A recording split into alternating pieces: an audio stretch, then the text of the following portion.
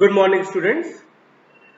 Last lecture में हम लोगों ने साइन कन्वेंशन और कुछ पैरामीटर्स के बारे में पढ़ा था स्फेरिकल मिरर्स के कि सेंटर ऑफ कर्वेचर क्या होता है, फोकस क्या होता है। और आज उसी के आगे का जो इंपॉर्टेंट टॉपिक है that is the rules of image formation from spherical mirrors. हम इसको कवर अप करेंगे और उन 6 पोजीशंस को भी देखेंगे जहां जहां ऑब्जेक्ट के करस्पॉन्डिंग हमें इमेजेस मिलेंगी, उनमें इमेज की क्या प्रॉपर्टीज होती हैं, इमेज की क्या नेचर होता है, क्या साइज होता है, और इन्हीं सब चीजों पर बेस्ड हमारा आज का ये सेशन होने वाला है। तो प्लीज आप पहले तो वीडियो को लाइक कर दीजिए और अपने फ्रेंड्स के साथ शेयर कर दीजिए। जो बेसिक रूल्स हैं इमेज फॉर्मेशन के वो 4 ही हैं। 4 बेसिक रूल्स हैं इमेज फॉर्मेशन के और उन्हीं 4 रूल्स को आज हम इस सेशन में डिस्कस करेंगे। द फर्स्ट रूल इज कि अगर कोई लाइट रे किसी प्रिंसिपल एक्सिस के पैरेलल आ रही है, देन आफ्टर रिफ्लेक्शन वो या तो फोकस से पास होगी या फोकस से आती हुई महसूस होगी, अपीयर होगी। आप जरा इस फिगर को बड़ा ध्यान से देखें। इसमें क्या कहा जा रहा है? इसमें देखिए, the first rule is that ray parallel to principal axis will pass through focus after reflection.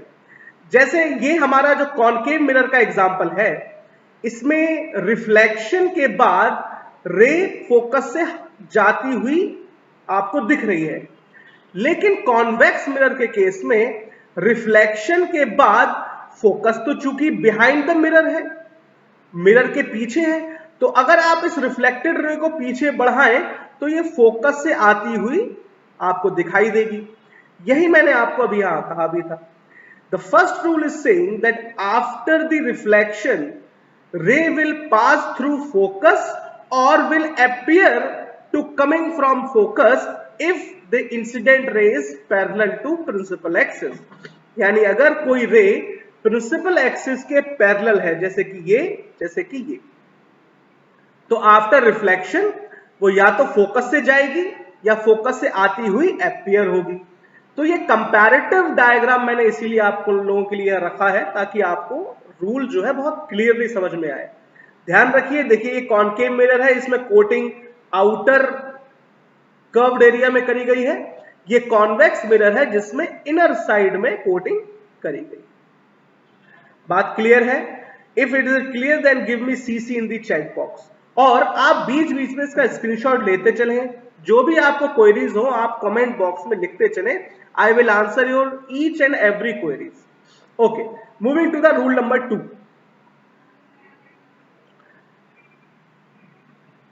Rule number 2 is saying कि ठीक फर्स्ट रूल की ऑपोजिट, फर्स्ट रूल का ठीक ऑपोजिट हमारा रूल 2 है कि जिस तरह पैरेलल प्रिंसिपल रे, जो एक्सिस प्रिंसिपल एक्सिस के पैरेलल रे अगर फोकस से पास हो रही है तो ठीक उसके अपोजिट, यानी अगर फोकस से कोई रे आएगी तो आफ्टर रिफ्लेक्शन पैरेलल हो जाएगी।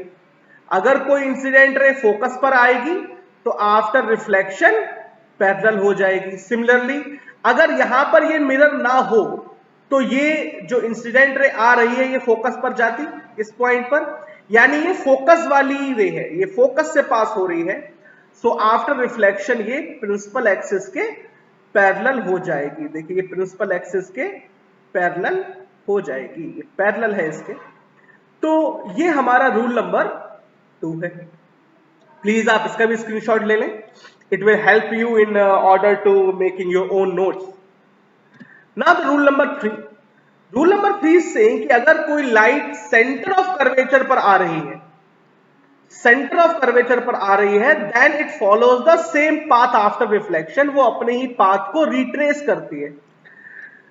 इसमें आप कॉनकेव मिरर के केस में देखिए, ये जो लाइट आ रही है ये सेंटर ऑफ कर्वेचर से पास हुई, इसीलिए आफ्टर रिफ्लेक्शन ये सेंटर ऑफ कर्वेचर से आने वाले पाथ को ही रिट्रेस करेगी, उसी को रिट्रेस करेगी, उसी सेम पाथ पर रिटर्न हो जाएगी back after reflection. Similarly in this case ये रे भी जो इंसिडेंट है वो सेंटर ऑफ कर्वेचर पर जाती हुई आपको अपीयर होगी, इसीलिए आफ्टर रिफ्लेक्शन वो इसी पाथ को रिट्रेस करेगी। This is our rule number 3। Take the screenshot. And now the rule number 4 and the last. ये रूल नंबर 4 आप पहले भी रिफ्लेक्शन के रूल में पढ़ चुके हो कि अगर कोई रे पोल पर आता है, अगर कोई इंसिडेंट रे पोल पर आती है तो आफ्टर रिफ्लेक्शन वो उसी एंगल पर रिफ्लेक्ट होगी जिस एंगल पर आई है, that is angle of incidence equals to angle of reflection. ये जो सबसे बेसिक प्रिंसिपल है रिफ्लेक्शन का, सेकेंड लॉ, ये वहां से आया है कि अगर प्रिंसिपल रे, अगर कोई जो हमारी इंसिडेंट रे है वो पोल पर इंसिडेंट होती है तो जिस एंगल पर इंसिडेंट हुई है उसी एंगल पर रिफ्लेक्ट हो जाएगी, चाहे कॉन्वेक्स मिरर हो चाहे कॉनकेव। आप ये कॉनकेव को देख लीजिए, इधर कॉन्वेक्स को देख लीजिए। So I just keep these diagrams just for your comparative study. आप इस चीज से आपको काफी हेल्प मिलेगी आगे के फॉर्मूलेज में, आगे की जो प्रोसीजर्स है, प्रोसीजर ऑफ इमेज फॉर्मेशन, उसमें ये रूल्स बहुत ध्यान से समझ लीजिएगा।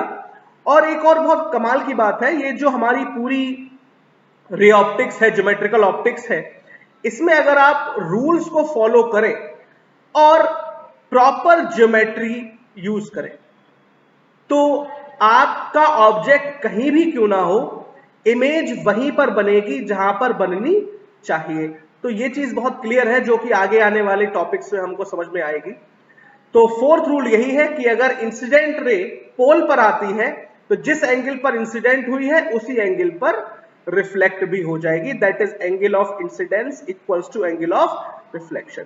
आई होप यहां तक आपको क्रिस्टल क्लियर समझ में आ गया होगा। Now we are moving to the next part, that is different positions of images corresponding to different positions of object. Now the next slide is the formation of image at different position of objects. तो किसी भी mirror में हम object की अलग अलग positions पर image की पोजीशन कहां कहां मिलेगी और उसका नेचर क्या होगा, अब हम उस टॉपिक को डिस्कस कर रहे हैं। तो सबसे पहला केस जो हमने यहां लिया है वो कॉनकेव मिरर के लिए लिया है। चलिए देखिए, इसको बहुत ध्यान से देखिएगा, बहुत सिंपल है, बहुत सरल है। मान लीजिए सबसे पहले केस में हमारा जो ऑब्जेक्ट है वो इनफाइनाइट पर रखा हुआ है। So if object is eight infinite, if object is eight infinite, तो जाहिर है इनफाइनाइट से आने वाली रेज हमें पता है पैरेलल होंगी obviously. So if they are parallel to principal axis और according to rule number 1 कि principal axis के पैरेलल आने वाली रेज कहां फोकस होंगी, फोकस पॉइंट पर, फोकस से जाएंगी। यानी ऑब्जेक्ट अगर इनफाइनाइट पर है तो हमारी इमेज फोकस पर बनेगी, फोकस पॉइंट पर बनेगी। This is the first case of object corresponding to image formation, कि अगर हमारा ऑब्जेक्ट इनफाइनाइट पर है, इनफाइनाइट पॉइंट पर है, तो उसकी इमेज फोकस पॉइंट पर मिलेगी। और अब इसमें जरा नेचर की बात कीजिए, जाहिर है जो हमारी इमेज है वो ऑब्जेक्ट से छोटी होगी, क्योंकि हमारा ऑब्जेक्ट इनफाइनाइट पोजीशन पे है।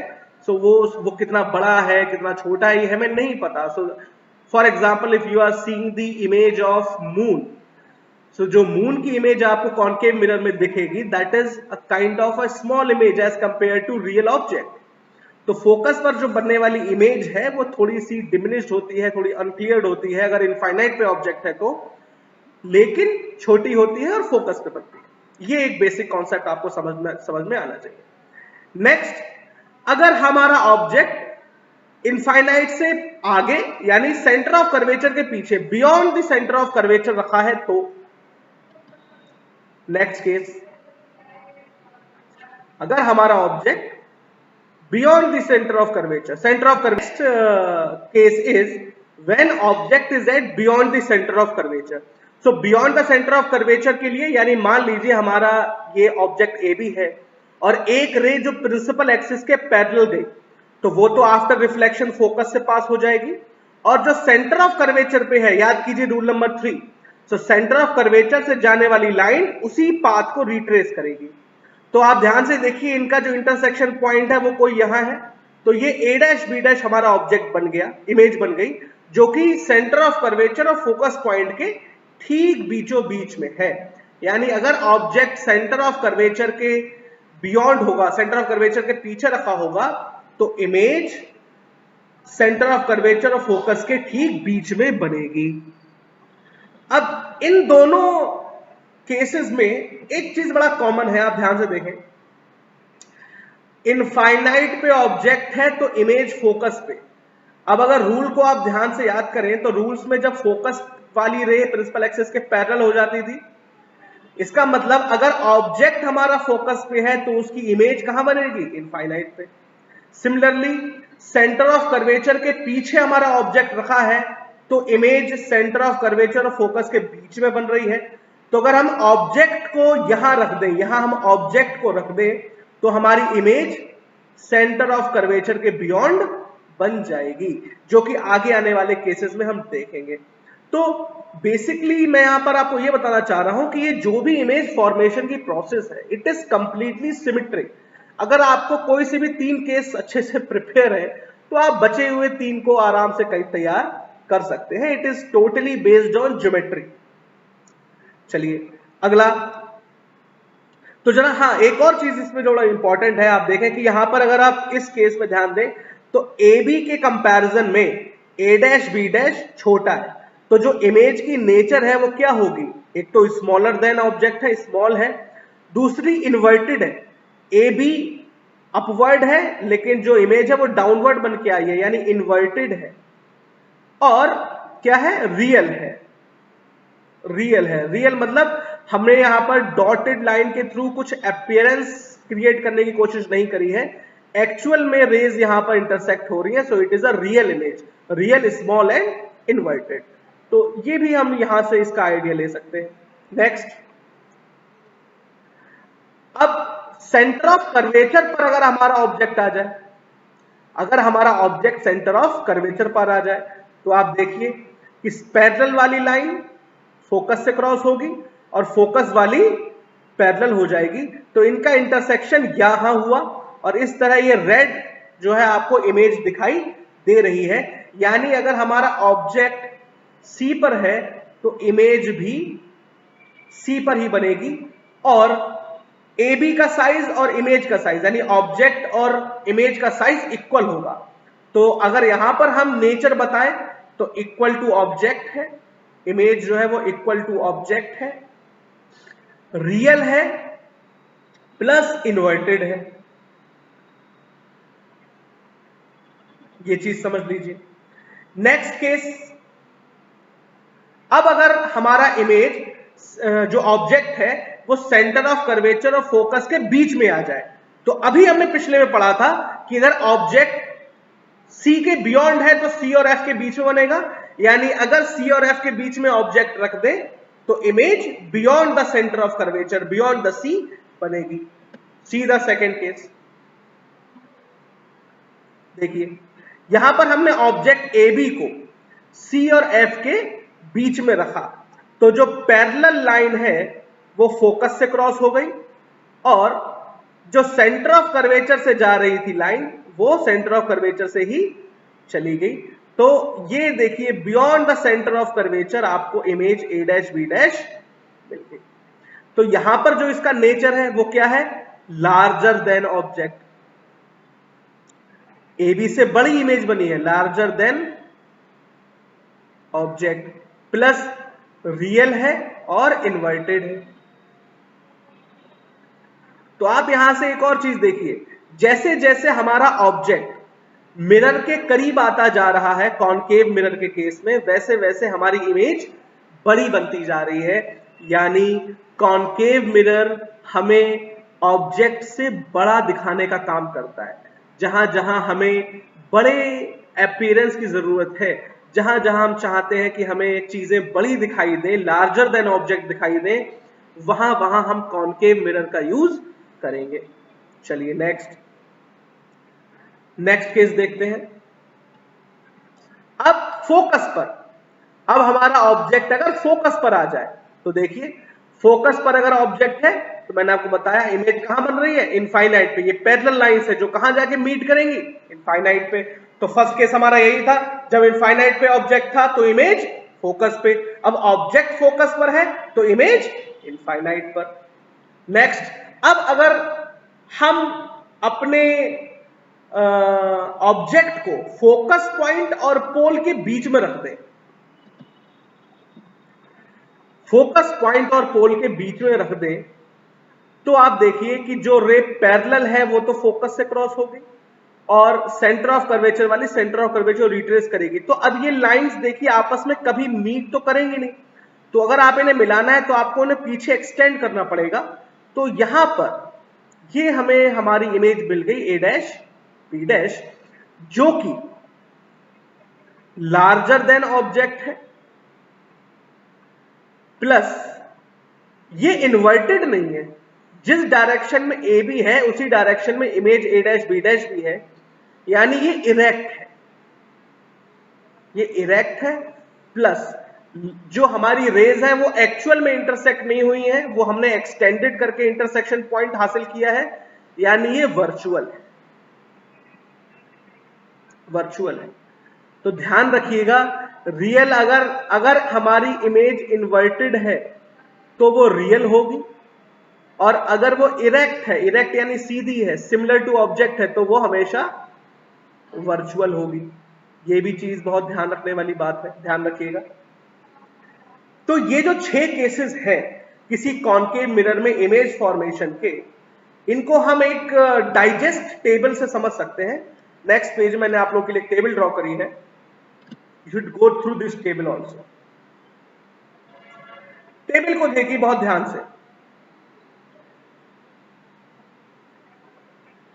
हमारा सबसे पहले ऑब्जेक्ट इनफाइनाइट पे था तो इमेज फोकस पे बनी, जो कि हाईली डिमिनिश थी, पॉइंट साइज थी, रियल और इन्वर्टेड थी। जब बियॉन्ड द सी ऑब्जेक्ट आया तो फोकस और सी के बीच में बनी, जो कि डिमिनिश्ड थी, रियल और इन्वर्टेड थी। सेंटर ऑफ कर्वेचर पर ही बनेगी इमेज, और ऑब्जेक्ट साइज के बराबर, रियल और इन्वर्टेड। जब सी और एफ के बीच में ऑब्जेक्ट आ गया तो देखिए बियॉन्ड द सी, आप देखिए इस केस को बहुत ध्यान से देखिएगा।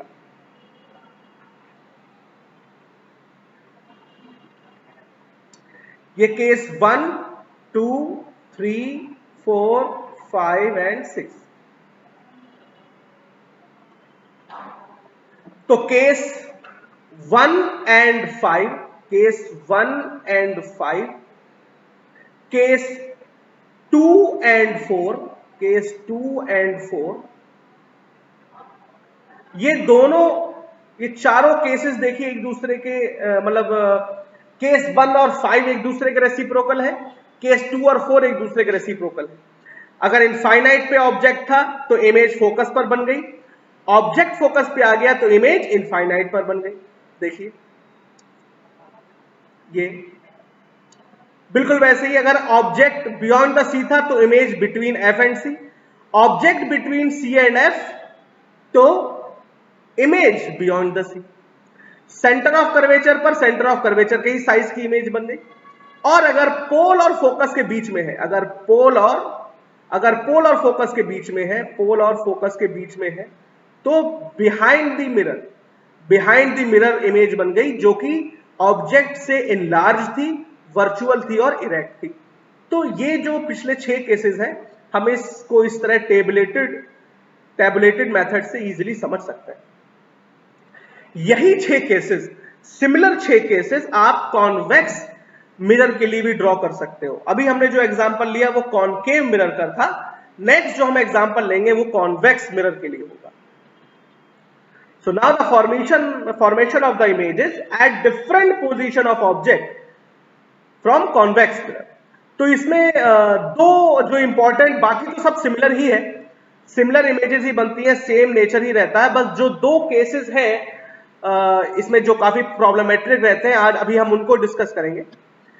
जैसे कि पहला अगर इनफाइनाइट पर है, जैसे अगर कॉन्वेक्स मिरर से इमेज आपको बनानी है और हमारा ऑब्जेक्ट इनफाइनाइट पर रखा है, तो आप देखें कि यहां पर जो इमेज बन रही है वो बन फोकस पर ही रही है, लेकिन कैसी है, वर्चुअल है, रियल नहीं बन रही।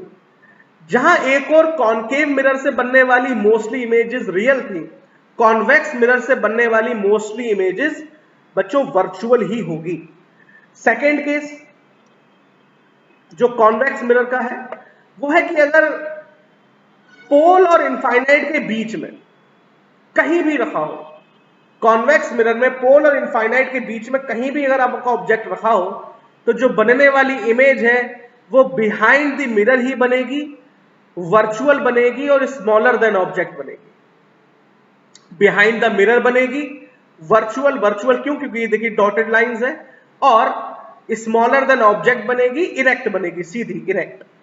तो ये केस कॉन्वेक्स मिरर के लिए है, इसके लिए भी एक टैबुलेटेड फॉर्म आगे अवेलेबल है।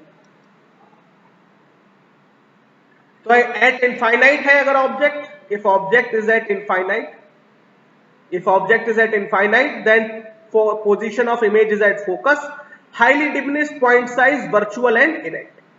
behind the between infinity and pole है, infinity और pole के बीच में किसी भी पॉइंट पर है, so between pole and focus but behind the mirror, highly diminished, virtual and erect। okay, so these are basic two cases of convex mirror image formation। I hope यहां तक का सेशन आपको समझ में आ गया होगा। कोई भी किसी भी टाइप की रिलेटिव क्वेरी है then please write down in the chat section, we will discuss that your queries and your questions in the next video lectures. Till then watch this video carefully, share with your friends and like and subscribe the channel also. Thank you so much students.